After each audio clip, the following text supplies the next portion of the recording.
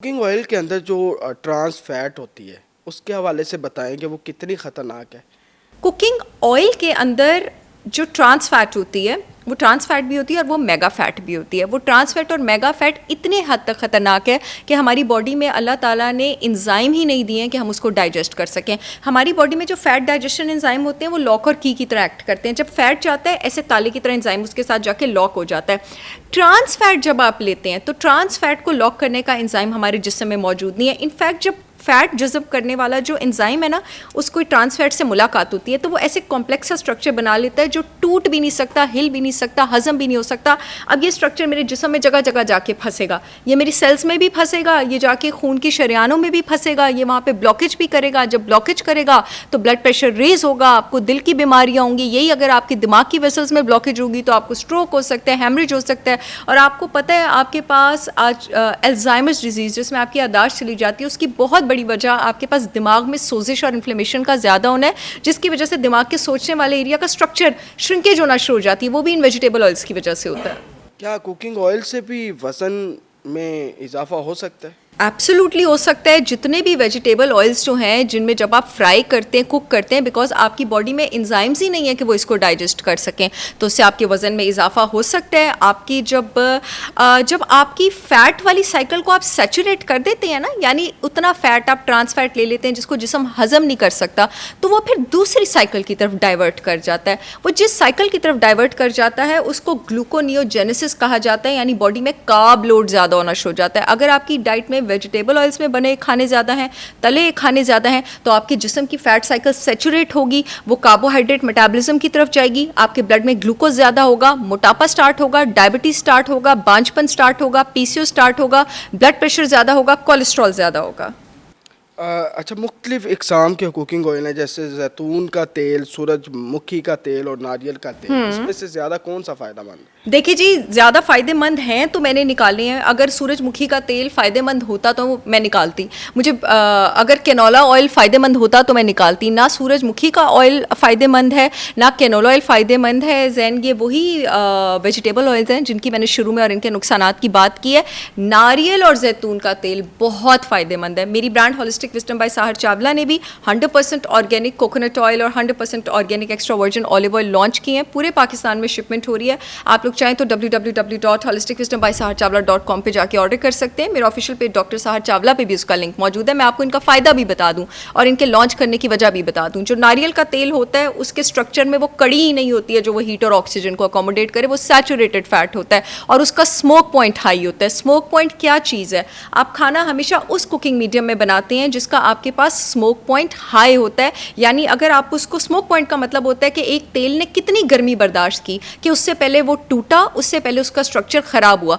Coconut oil का smoke point और देसी घी का स्मोक पॉइंट आपके पास हाई होता है। वो बहुत ज़्यादा हीट बर्दाश्त कर सकता है, 450 डिग्री से ऊपर होता है इससे पहले कि वो टूटे। Sunflower oil, corn oil, canola oil, cotton seed oil, इन सब का स्मोक पॉइंट बहुत लो होता है। ये हीट बर्दाश्त करके बहुत जल्दी टूटते हैं और इनमें पूफा भी है। जो जैतून का तेल है वो बहुत अच्छा क्यों है? जैतून का तेल में आपके पास सैचुरेटेड फैट तो नहीं होता, लेकिन उसमें सिर्फ एक डबल बॉन्ड होता है जिसको मोनो अनसैचुरेटेड फैटी एसिड कहा जाता है और वो कंपैरेटिवली काफ़ी हीट बर्दाश्त कर लेता है। मेरा अपना ऑलिव ऑयल भी अवेलेबल है और जो लोग सैलड्स में इस्तेमाल करना चाहते हैं, जो लोग वेट वॉचर्स हैं, जो लोग जिस्म में सोजिश नीचे लाना चाहते हैं, जो लोग अपनी कैलोरी वॉच करना चाहते हैं, डेफिनेटली अगर आप अफोर्डिंग भी हैं तो आपको जैतून और नारियल का तेल ऑप्ट करना चाहिए। कुकिंग ऑयल से दिल की बीमारियाँ ये भी हो रही हैं? ऑफ कोर्स हो रही हैं। अगर मैंने भी आपको बताया है कि आपके पास जब ये बॉडी में जाके एडवांस ग्लाइकेशन एंड प्रोडक्ट्स बनाता है और खून की शरेयानें जो है उसको ब्लॉक करता है, तो जब खून की शरेयानें ब्लॉक होती हैं तो पंपिंग ऑर्गन आपकी बॉडी का कौन है? आपकी कौन सी बॉडी का न्यूक्लियस है जो पूरे जिस्म में खून पंप करता है? आपका हार्ट पंप करता है। तो अगर आपके ब्लड की वेसल्स ब्लॉक होंगी तो ऑफ कोर्स आपको दिल की बीमारियां होंगी। बहुत बड़ी रीज़न है आपके पास मेमोरी लॉस की, दिल की बीमारियों की, ब्लड प्रेशर की, स्ट्रोक्स की, हेमरेजेस की, एंजाइना की, इन्फार्क्ट्स की। ये रीज़न आपके पास वेजिटेबल ऑयल्स हैं, कुकिंग ऑयल है। देसी घी खाने से आज तक दुनिया में किसी को दिल का दौरा नहीं पड़ा और किसी को ब्लड प्रेशर नहीं हुआ। इस बात पर मीम्स बनाना छोड़ दें। ये दिल का दौरा और ब्लड प्रेशर जो है आपको वेजिटेबल ऑयल्स खाने से होता है।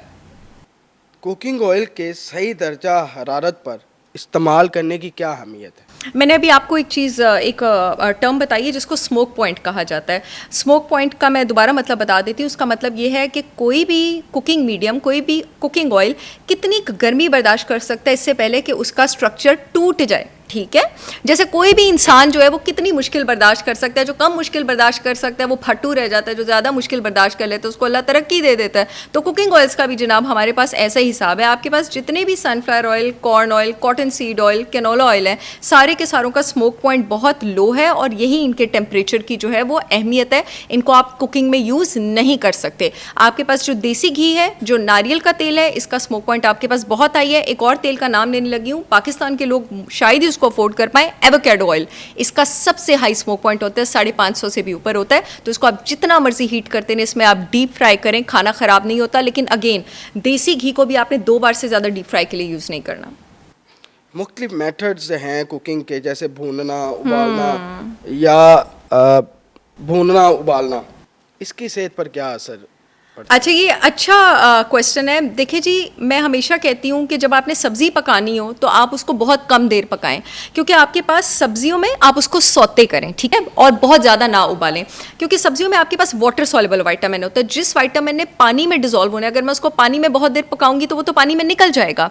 लेकिन जब आपने गोश्त पकाना है तो आप उसको ज़्यादा देर पकाएं, आप उसको भूनें। डिपेंड करता है आप पका क्या चीज़ रहे हैं। अगर आप सब्ज़ी पका रहे हैं तो आप इसको सिर्फ सौते करें, वरना उसकी सारी ग़िज़ाइयत गायब हो जाएगी। लेकिन अगर आप गोश्त पका रहे हैं तो कुकिंग मेथड्स की बहुत इंपॉर्टेंस है, आप उसको भूनें। अगेन, चाइनीज़ मेडिसिन की भी टॉपिक से थोड़ी स्ट्रे करेगी बात, लेकिन चाइनीज़ मेडिसिन की मैं बहुत बड़ी फ़ैन हूँ। चाइनीज़ मेडिसिन में, और मैं अपने पेशेंट्स को ट्रीट भी इस तरह करती हूँ कि आप डिफरेंट कुकिंग मेथड्स इस्तेमाल करके डिफरेंट पेशेंट्स को ट्रीट करते हैं। किसी को आप बेकिंग मेथड से ट्रीट करते हैं, किसी को आप बॉइलिंग मेथड से ट्रीट करते हैं, यानी उनके खाने उबाल के, और किसी को आप भूनने वाले मेथड से ट्रीट करते हैं। गोश्त को आप जितनी ज़्यादा देर पकाएंगे, आप उससे उतना ही ज़्यादा फ़ायदा हासिल करेंगे। अच्छा डॉक्टर साहबा, डीप फ्राई के हवाले से भी बता दें कि वो कितना फ़ायदेमंद है या नहीं है? देखिए जी, अगर आपको डीप फ्राई करना ही है, क्योंकि कुछ चीज़ें हैं, अब जैसे आजकल मछली का मौसम आ रहा है, सर्दियों में लोग बड़े शौक से खाते हैं और उसको डीप फ्राई करें तो ज़्यादा पसंद किया जाता है। तो डीप फ्राई करने के लिए आपके पास दुनिया में सिर्फ एक ही ऑप्शन है। वैसे तो 2-3 ऑप्शंस हैं, but because avocado oil Pakistan में इतना अवेलेबल नहीं है और अफोर्डिंग भी मेजॉरिटी हमारे लोग नहीं है। देसी घी और डीप फ्राई भी अगर आपने करना है तो आप 100% ऑर्गेनिक काऊ देसी घी में करें। इस पे मैंने पहले भी बात की थी कि जो गाय का देसी घी होता है वो बड़ा सुपीरियर होता है, बड़ा ऊपर होता है फ़वाइद में भैंस के देसी घी की निस्बत। उसका रीज़न ये है कि जो देसी घी होता है वो हीट बर्दाश्त करता है, उसका स्ट्रक्चर टूटता नहीं है। लेकिन देसी घी में भी आपने 2 बार से ज़्यादा फ्राई नहीं करना और उसका स्मोक पॉइंट बहुत हाई होता है, 450 से ऊपर होता है। तो काफ़ी ज़्यादा अगर उसको हीट लगे उसके बाद उसका स्ट्रक्चर चेंज होता है। और उसके साथ साथ देसी घी में अगर वैसे भी आप खाने पकाएंगे तो आपके जिस्म को विटामिन ए भी मिलेगा, डी भी मिलेगा, ई भी मिलेगा, के भी मिलेगा, यानी नज़र भी मजबूत, इम्यूनिटी भी मजबूत, हाफजा भी मजबूत, हड्डियाँ भी मजबूत, दिल की सेहत भी मजबूत। आप लोग चाहें तो मेरा 100% ऑर्गेनिक काऊ देसी घी भी लॉन्च कर सकते हैं। मेरी brand Holistic Wisdom by Sahar Chawla ने लॉन्च किया हुआ है, पूरे पाकिस्तान में शिपमेंट हो रही है। मेरे ऑफिशियल पेज डॉक्टर साहर चावला पे जाके आप मेरी वेबसाइट जो है वो विजिट कर सकते हैं। अदर देन दैट, नारियल के तेल में हालांकि उसका स्मोक पॉइंट हाई है, मैं कभी भी फ्राई करने को रेकमेंड नहीं करती हूँ। आप नारियल के तेल में सौते कर सकते हैं, डिस्पाइट ये कि वो सैचुरेटेड फैट है। कुछ लोग मुझसे पूछते हैं, अभी आपने क्वेश्चन पूछा तो मैं आंसर कर दूँ कि क्या हम मक्खन को यूज़ कर सकते हैं कुकिंग के लिए। मक्खन गुड फैट है, अच्छा फैट है, सैचुरेटेड फैट है, लेकिन उसका स्मोक पॉइंट हाई नहीं है। तो मक्खन में ज़्यादा से ज़्यादा आप अंडा फ्राई कर लिया करें या अपने पराठों के ऊपर डाल लिया करें, मक्खन को कुकिंग के लिए यूज़ ना किया करें।